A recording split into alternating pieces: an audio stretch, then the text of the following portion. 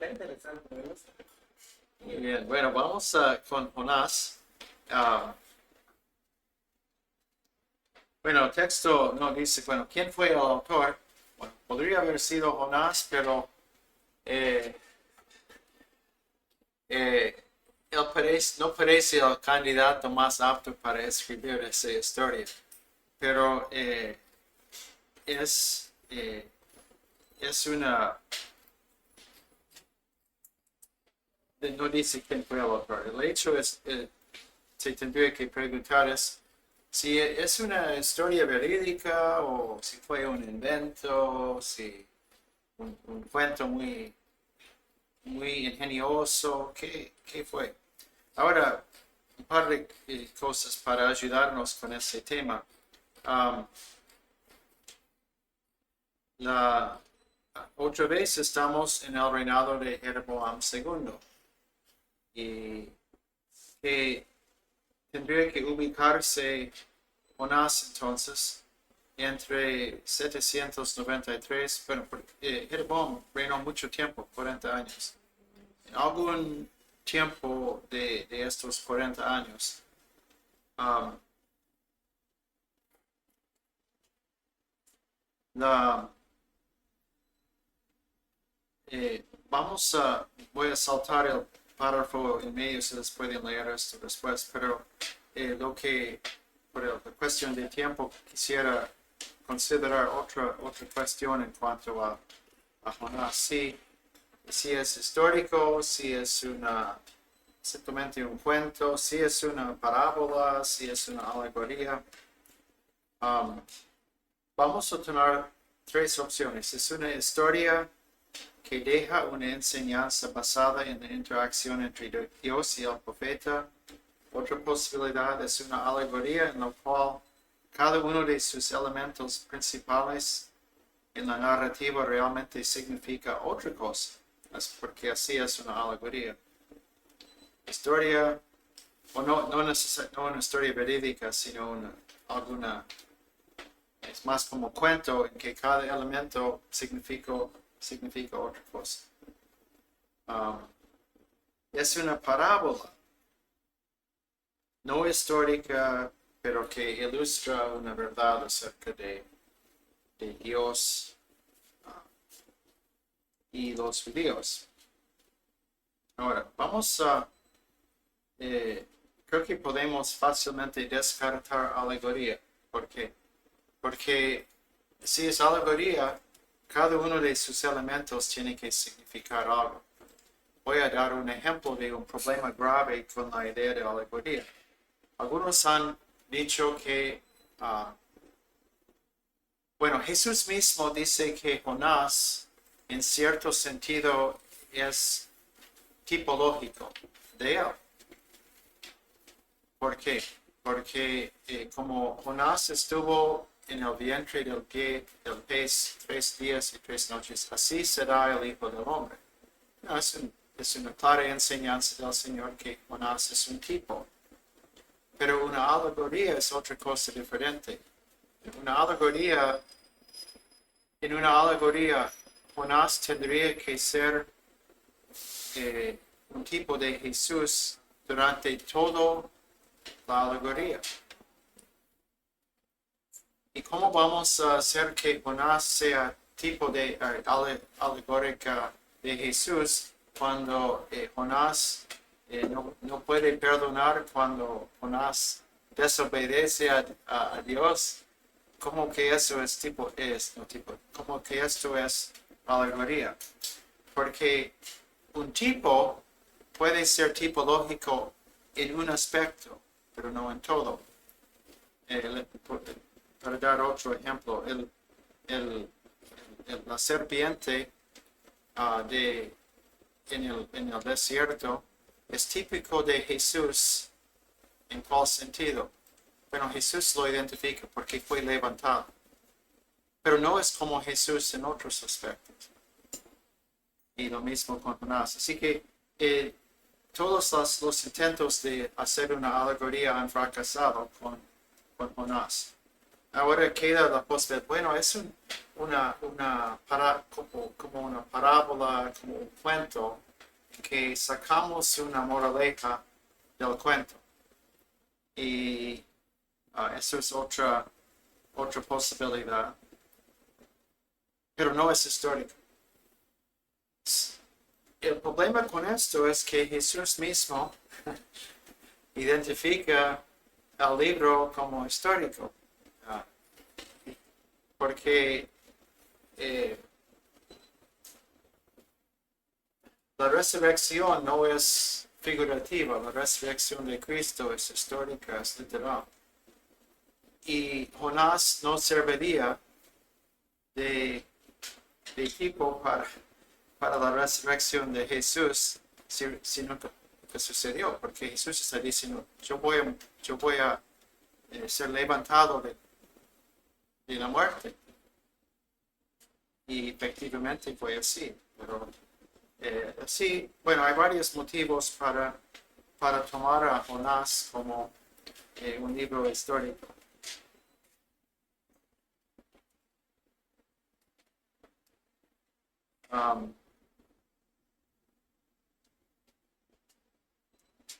Bueno, vamos a observar en la página 62 un par de observaciones. El libro, acuérdense que nosotros en los libros proféticos, ¿cuál es lo que esperaríamos normalmente? Esperaríamos ver. Y vino la palabra de Jehová a Jonás diciendo, y bueno, así dice, pero después lo que esperaríamos ver es un largo mensaje. En el caso de los otros libros proféticos, es todo el mensaje, es toda la profecía. ¿Qué es lo que tenemos? Vino palabra de Jehová diciendo, y luego es totalmente narrativa, excepto hay una segunda vez cuando viene la palabra, que es en el capítulo 3:1, y después el mensaje, que es en 40 días será destruida. El único oráculo dado a los hombres es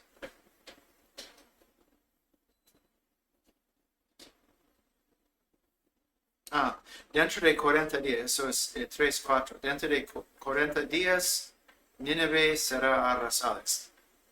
No dice más. Así que eso es el único oráculo en el libro que Dios da para que el hombre escuche. El resto es narrativa. Así que vamos a observar a Jonás como narrativa. Vamos a leerlo así. Y lo que vemos en Jonás es algo inesperado. ¿Sí? Bueno, si ustedes saben la historia, así que yo no voy a contar todo en detalle, pero voy a tratar de resaltar algunos aspectos importantes. Así que, bueno, recibe el mandato de Dios y quiere irse. Versículo 3, Jonás se levantó, pero para huir a Tarsis lejos de la presencia del Señor. El libro de Jonás es muy irónico. Y erramos si leemos a Jonás como, si no vemos la gran carga irónica que tiene, para huir de la presencia del Señor. ¿Esto es cierto? Quizás fue su intención, pero no es posible. Entonces lo dejamos ahí, pero se fue. Pagó su pasaje, sube en el barco, se va. Y Tarsis era lo que al otro punto del mar Mediterráneo. La idea fue ir lo más lejos posible. Si él hubiera sabido de Cuba o la República Dominicana, seguramente habría tomado el barco para las Américas, porque él no quería saber nada. Y bueno, luego sabemos que hace Dios, la tormenta, ah, el barco está en peligro de romperse. ¿Y qué hacen los marineros? Los marineros dicen, tuvieron miedo y cada uno clamaba a su Dios y arrojaron al mar la carga. Ellos se preocupan y ellos piden auxilio de sus dioses. Y ahí se ve, y eso es todo parte del arte literario, se ve el contraste con Jonás. No tiene preocupación. y está durmiendo. Y viene el capitán. Hay otra ironía. El capitán dice, ¿cómo es que estás durmiendo? Levántate, invoca a tu Dios. Y ¿cuál es la ironía? El único hombre en el barco que conoce al verdadero Dios es Jonás. Y él ni se preocupa a llamar al nombre de Dios.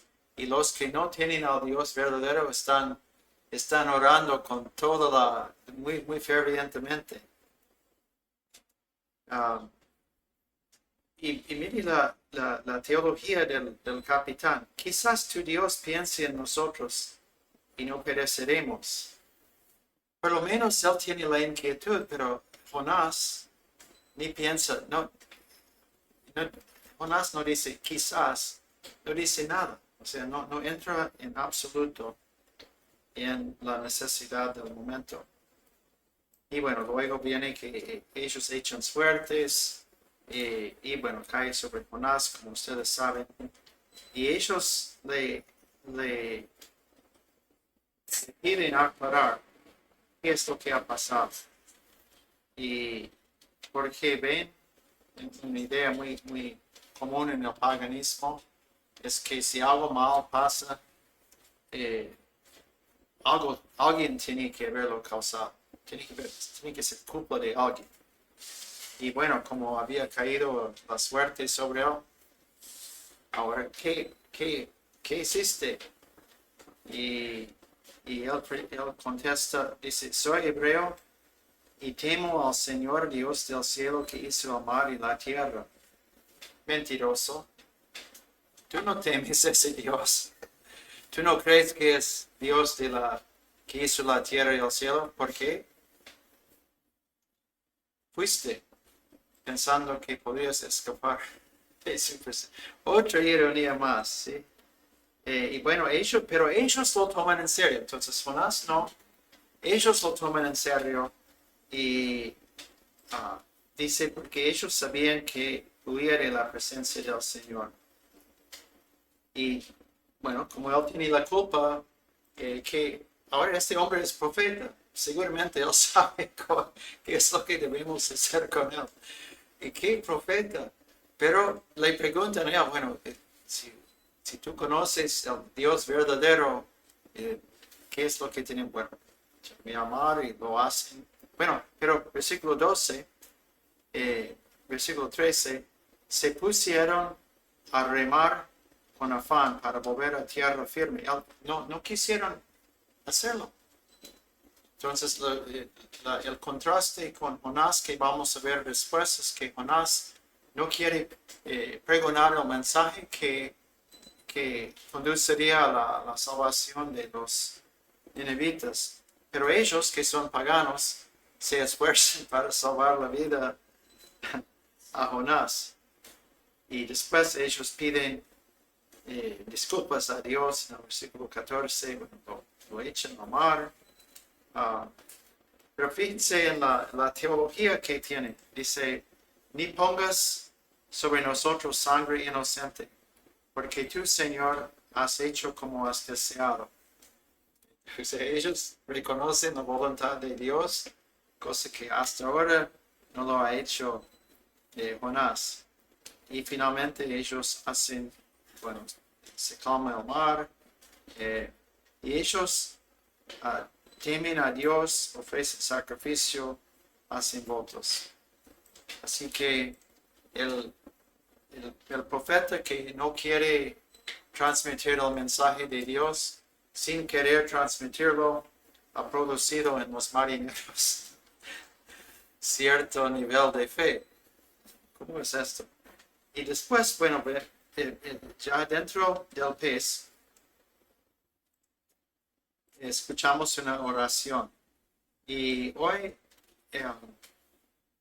antes de venir, comencé a ver las que hay para casi cada una de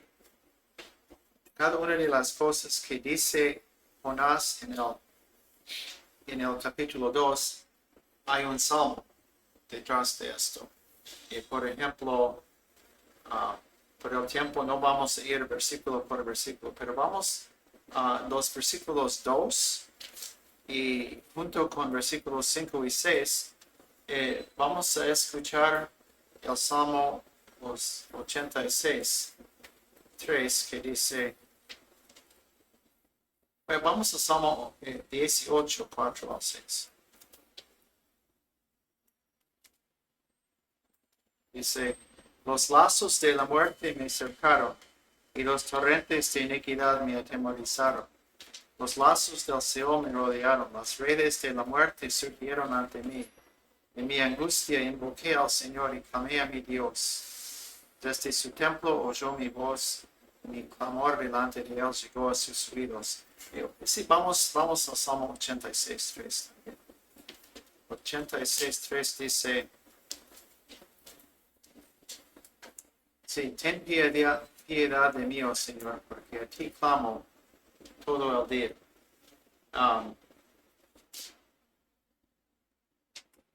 Vamos a ver también con el versículo 3 al Salmo 69, los paralelos que tiene. Salmo 69.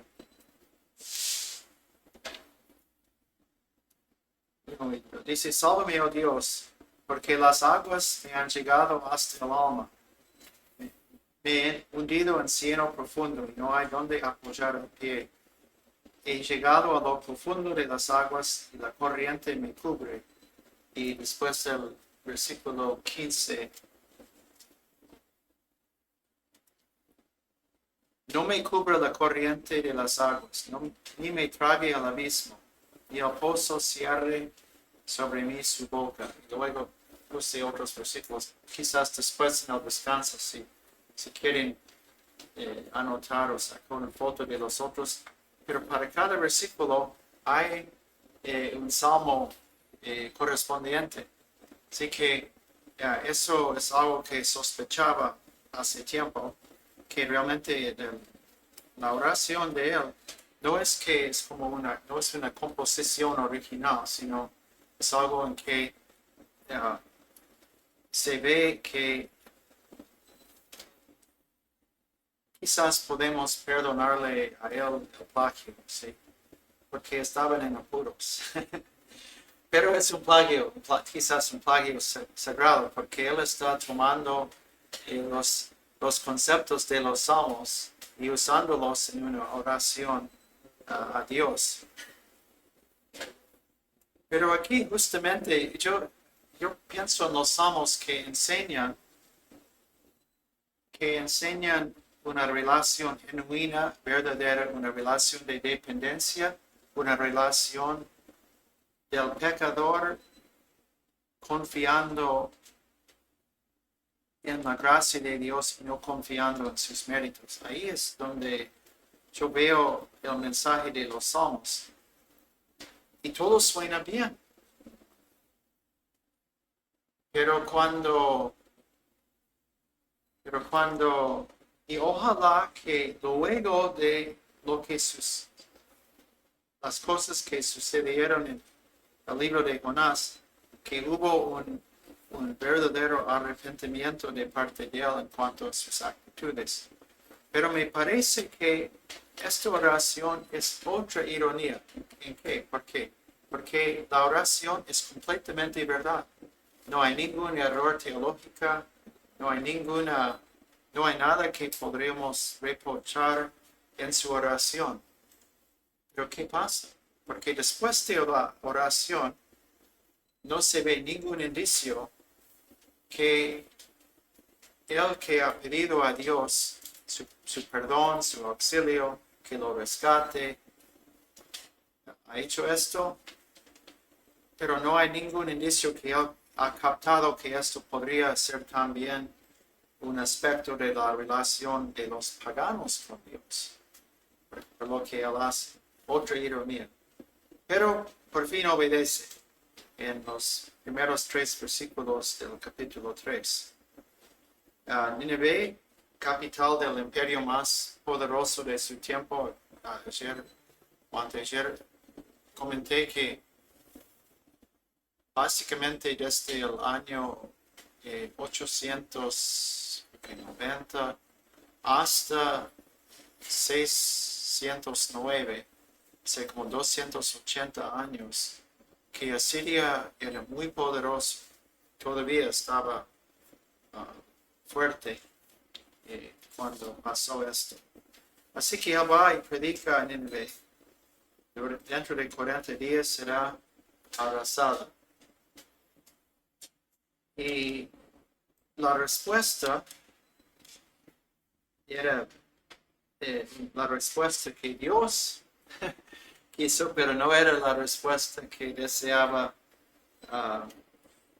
Jonás. Y uno ve, se vistieron de silicio, proclamaron ayuno, y el mismo rey decreta el ayuno, y que se visten de silicio hombres y animales. Me imagino Caleb, el perro de ellos, vestido de silicio, y las vacas y los caballos y los camellos, hasta no sé si las gallinas, pero estaban todos vestidos de silicio para demostrar la seriedad de su arrepentimiento. Y la teología del rey, versículo 9. ¿Quién sabe? Quizá Dios se vuelva, se arrepienta y aparte el odor de su ira y no perezcamos. Esto es un buen ejemplo de la condicionalidad de no los decretos, sino de los anuncios de Dios. Porque Dios ha decretado lo que va a pasar. Pero cuando Dios habla al hombre, muchas veces Él habla de manera en que parece que no hay manera de cambiarla, pero sí hay. Entonces tenemos el caso de Moisés, luego del becerro, donde ellos dicen, han hecho lo que hacen, y Dios dice a Moisés, no, yo voy a destruir a todos y voy a hacer de ti una nación grande. Pero es una declaración, no dice, bueno, tal vez lo voy a hacer, o si se arrepienta no lo voy a destruir. No hay nada de condicionalidad, es incondicional. Los voy a destruir y hacer de ti una nación grande. Moisés dice, no, Señor, no lo hagas, porque esto no es lo que usted ha dicho. No puede ser esto. Y se ve que la razón por la cual Dios dijo lo que dijo fue para provocar la respuesta. Tenemos muchos ejemplos que Dios dice, ¿será así? Y la gente responde y cambian, se arrepientan. Y Dios no hace lo que dijo que indefectiblemente iba a hacer. ¿Por qué? Porque eso no es que el decreto de Dios, no es que Dios es cambiante, sino que Dios, en su hablar con el hombre, dice cosas para provocar la reacción. Y eso obviamente, porque la declaración dentro de 40 días será destruido, esto suena como va a pasar, no importa lo que hacen ellos. Pero no fue así. Así que vemos ahí que el rey percibe correctamente, dice, quizá Dios, y era cierto, dice versículo 10, cuando Dios vio sus acciones que se habían apartado de su mal camino, entonces Dios se arrepintió del mal que había dicho que les haría y no lo hizo. Pero, y por eso digo que creo que Jonás decía las cosas correctas en la oración y quizás las aplicaba a él, pero todavía no lo había aplicado a la relación de Dios con los otros hombres y se enojó. Y cuando uno ve la oración que hace, esto tiene que ser tomado como una condena al profeta. ¿No era esto lo que yo decía? Yo tenía el derecho, yo tenía la razón, Dios. ¿Ves? ¿Ves? Yo tenía la razón. Yo sabía que iba a ser una cosa así. Por eso me fui. Pero cuando uno lee esto, dice, ¿cómo puede el hombre decir esto a Dios? Y yo sabía, entonces él hace una recitación de la bondad de Dios. Yo sabía que tú eres un Dios clemente, compasivo, lento para la ira, rico en misericordia, que te arrepientes del mal. Y ahora te ruego que me quites la vida, porque mejor me es la muerte que la vida. Si tuviéramos tiempo si ustedes quizás después, luego de la rebeldía del pueblo en Sinaí, del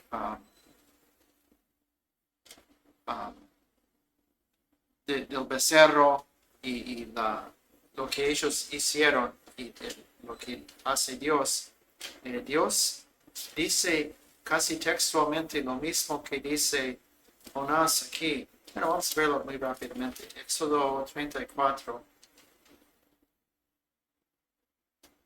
34:6. Entonces pasó el Señor delante de él y proclamó: el Señor, Dios compasivo y clemente, lento para la ira, abundante en misericordia y verdad, que guarda misericordia a millares, que perdona la iniquidad, la transgresión y el pecado, y que no tendrá por inocente o culpable que castigo, o sea, las dos partes, pero es casi palabra por palabra lo que Dios mismo había dicho de sí mismo. Y ahora, otra ironía, Jonás está reclamando a Dios por ser Dios.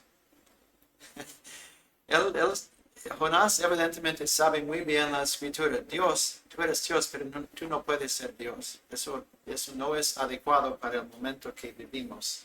Así que él se va, se sienta fuera de la ciudad todavía esperando que Dios deje caer el azufre y fuego y granizo y todo sobre la ciudad. Y bueno, hay la historia bien sabida de la planta, de la sombra que da, luego que un gusano come la planta, o mata la planta, se seca y otra vez, Jonás. Versículo 8, mejor me es la muerte que la vida. Y finalmente la respuesta de Dios. Tienes razón para enojarte por causa de la planta, dice Jonás. Tengo mucha razón para enojarme hasta la muerte. Entonces el Señor te dijo, tú te apiadaste de la planta, por la que no trabajaste ni hiciste crecer.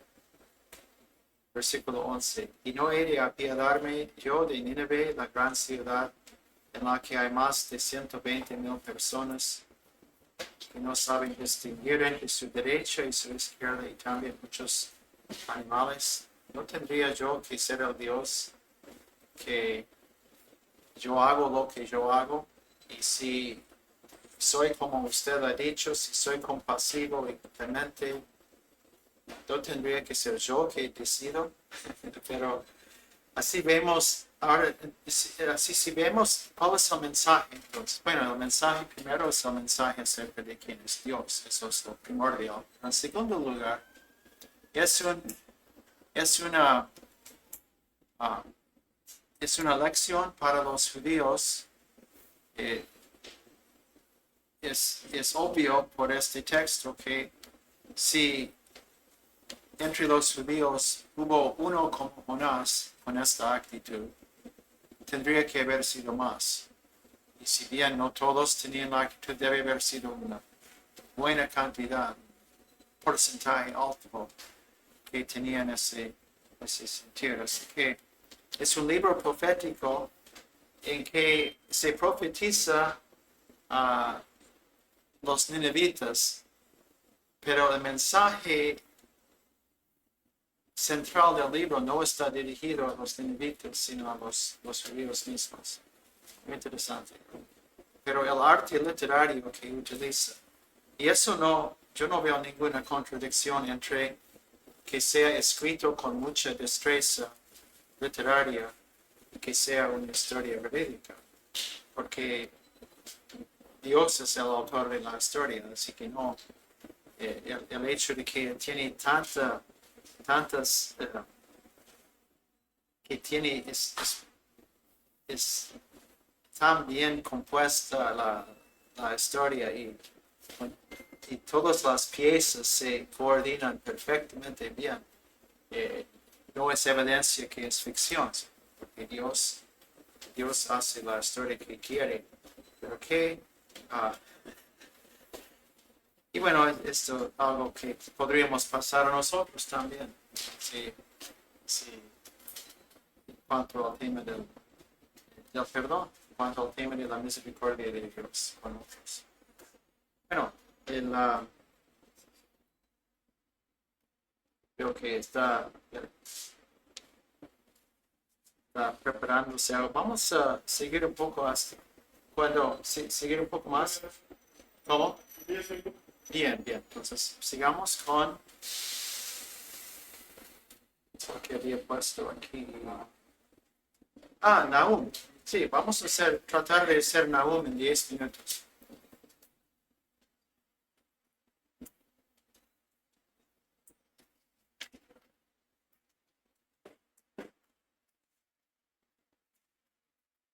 Ahora con Nahum ha dejado de existir Israel.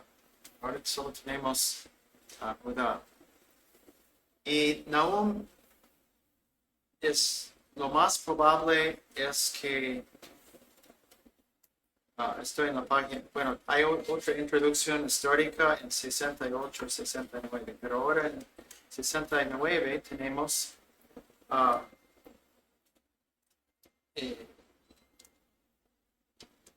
acerca de Nahum. En el capítulo 3, versículos 8 al 10, habla de una ciudad, Tebas. ¿Eres tú mejor que Tebas, la asentada junto al Nilo? Eso es una referencia histórica a una ciudad egipcia que fue destruido por conquista. Y la ciudad está siendo nombrado que fue la voluntad de Dios que se destruya Tebas. Y si es la voluntad que se destruya Nínive, la pregunta sería, pero nosotros somos mejores, somos más fuertes. Pero Dios dice, ¿eres tú mejor? La respuesta obviamente es no. Pero eso nos ayuda a poner una fecha. ¿Por qué? Porque Tebas, los asirios, derrotó a la ciudad de Tebas en el año 661. Entonces, él tendría que estar escribiendo después de 661. Pero Nínive fue destruido totalmente. Bueno, Nínive fue destruido totalmente en 612 a.C. Y luego de la destrucción de Nínive, el ejército asirio fue a la deriva tratando de alguna manera volver a ganar la guerra contra Babilonia. Y finalmente, el último del ejército asirio fue destruido en 609 Y eso fue la misma campaña de los babilonios contra Asiria, en que el faraón Neco fue para auxiliar a los asirios. Y Josías, el rey judío, que tenía una relación buena con Babilonia, fue a detener a Faraón y fue matado en el año 609. Así que tendríamos que fecharlo entre 661 y quizás en algún tiempo cuando todavía existía Nínive de una manera muy fuerte. Entonces, vamos a decir que probablemente fue cerca de 630, bueno, no sabemos exactamente, pero todavía estaba en pie Nínive y se consideraba a sí mismo como una ciudad fuerte. Asiria era un imperio muy brutal. La humanidad en sus guerras nunca se ha destacado por la misericordia, por la gracia. Y la guerra es cruel, es sangriente. Pero los asirios eran muy, quizás, perfeccionaron la brutalidad. Cosas que leí en cuanto a la historia las han encontrado los arqueólogos es que una manera de divertirse que tenían los reyes asirios era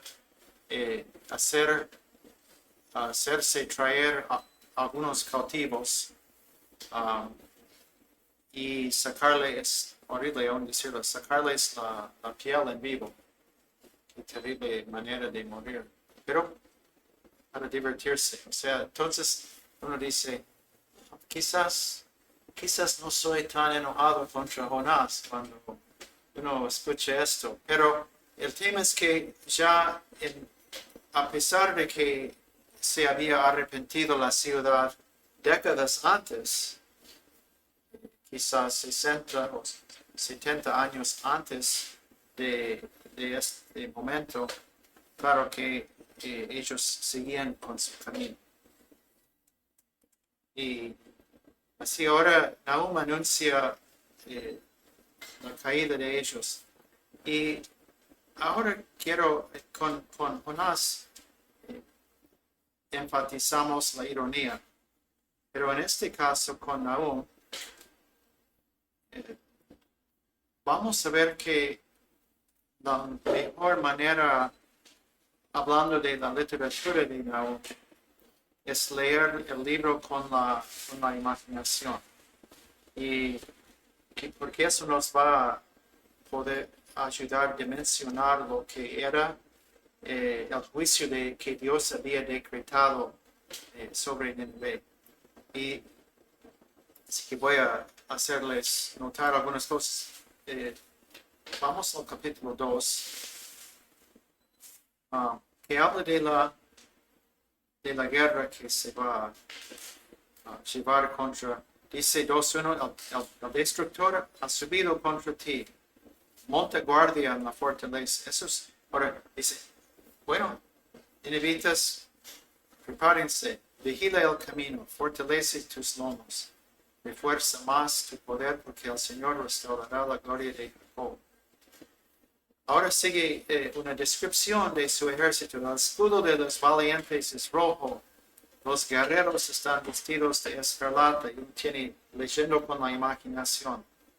Y de acero centelleante de los carros. Imagínense carros quizás con blindados de acero brillante. Es un ejército de alta tecnología. Por las calles corren, versículo 4, corren furiosos los carros, van por las plazas. Final del versículo 4, como relámpagos se lanzan. Ahora creo que se está hablando de la mente del rey en el versículo 5. Se acuerda él de sus nubes. Pienso que es el rey que está acordándose. Que tropiecen en su marcha. Se apresuran a su muralla. Es preparada la defensa. las compuertas de los ríos se abren y el palacio se llena de terror. En esto podemos imaginar al rey llamando a la defensa su ejército fuerte, y llamando a yo tengo esa fuerza, tengo ese batallón, tengo esa división, tengo esa compañía de guerreros y los manda. Pero versículo 6, el desastre. Las compuertas de los ríos se abren y el palacio se llena de terror.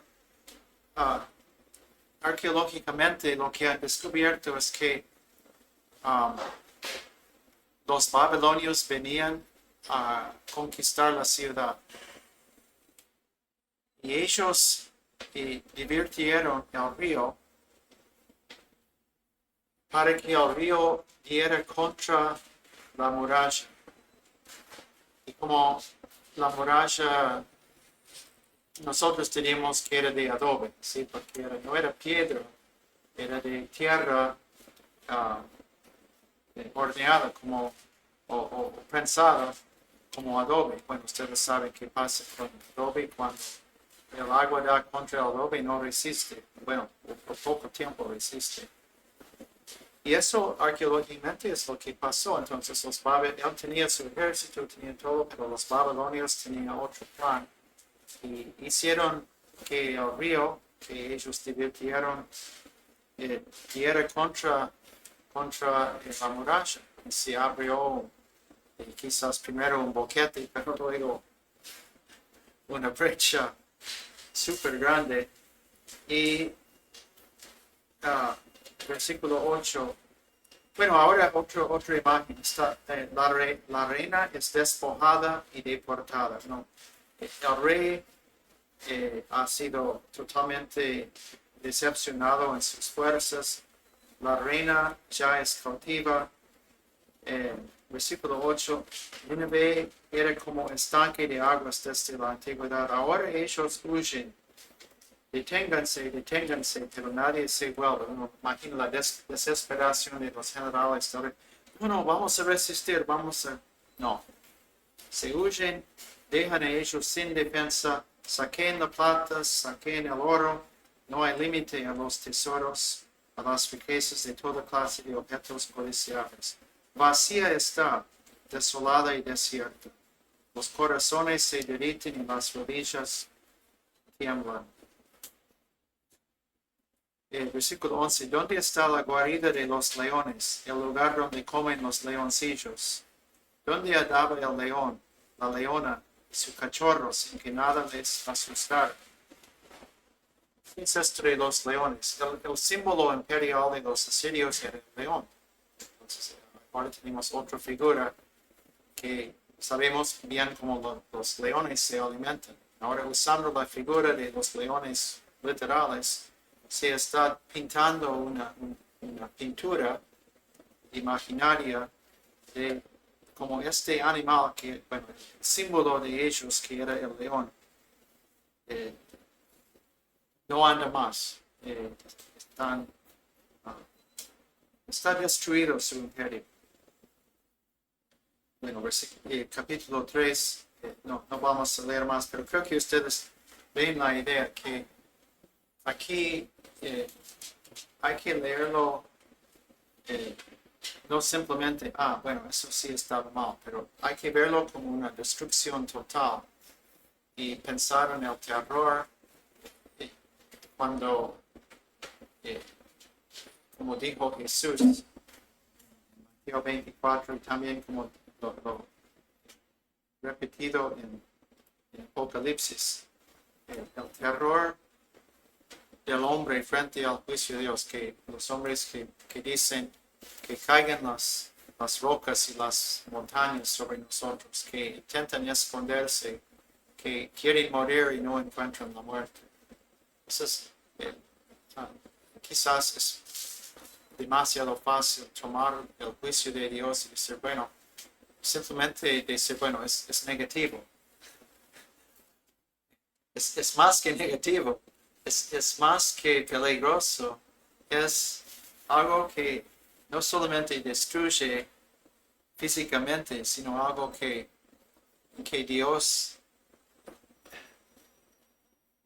Dios hace derretir toda la confianza del hombre, que le inflige un terror que el ser humano no tiene respuesta para esto. Entonces, creo que ahí vemos la profundidad en un capítulo corto, pero la profundidad de lo que es el juicio de Dios.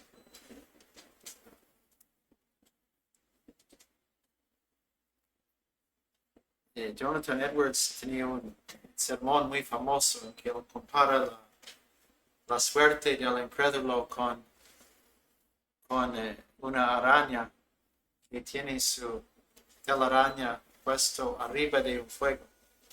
Está en peligro de caer en el fuego la araña.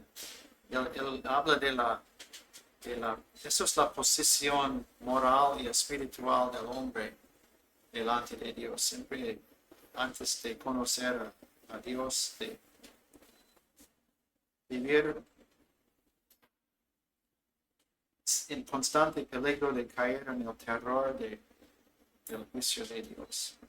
Y no es que nosotros nos gozamos, qué lindo, no es esto, sino no nos deleitamos en el juicio, cosa que nosotros merecemos, sino nos gozamos en el Dios justo, que demuestra esto. Pero le glorificamos también por su gracia, que sin esto nosotros estaríamos en el mismo juicio. Bueno, es un resumen muy rápido de algunos aspectos de Naomi, y cuando regresemos, ya son las 4, podemos, creo que puse, Habacuc, Habacuc es uno de mis libros favoritos entre los profetas, así que vamos a corto, así que podemos hacerlo rápido. Vamos a ver a Habacuc después. ¿Sí?